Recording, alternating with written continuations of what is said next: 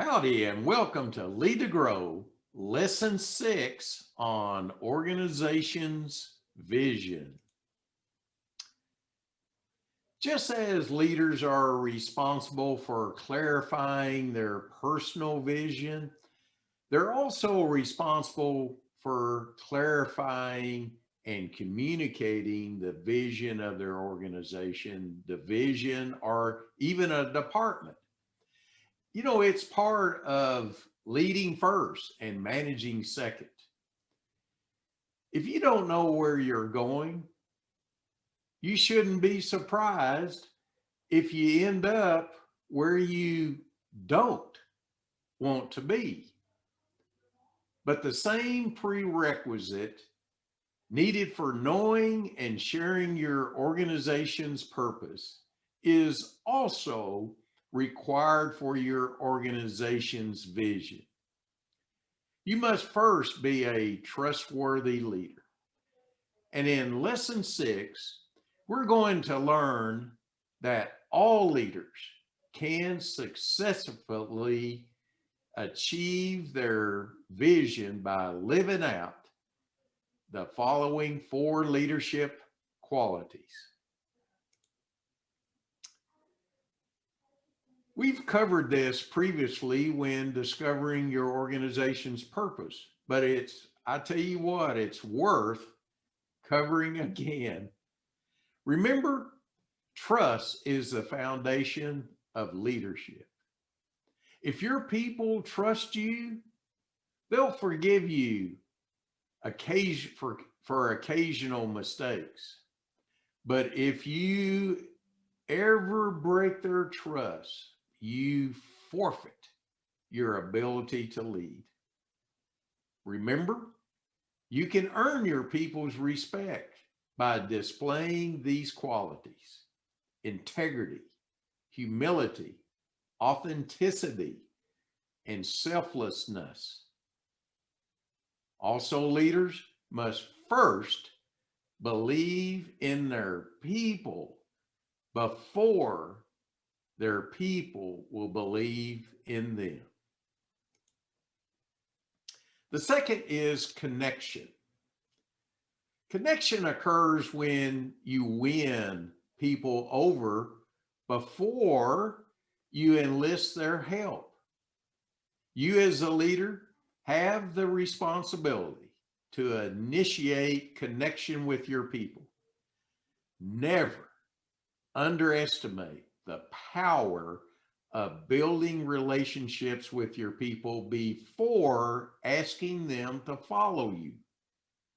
When the leader has done well connecting with his people, such as through the process of MBWA, which you probably have heard is management by walking around, you can expect to see employees exhibiting loyalty and a strong work ethic. And the leader's vision becomes an inspiration for the people. The second is empowerment. The third is empowerment.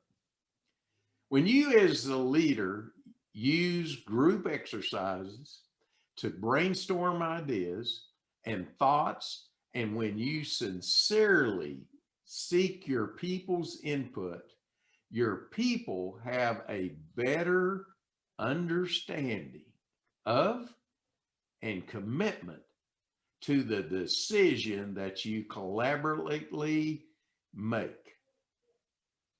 Furthermore, when employees are involved in the creation and implementation planning stages, they take pride in the achievement of the decisions that help reach the vision, the dream. Man, this is a great quote from John Maxwell that I use often when he said, "To lead yourself, use your head. To lead others, use your heart." Always, and he means always, touch a person's heart before you ask him for a hand. The fourth leadership quality is navigation. Good leaders do more than control the direction in which they and their people travel.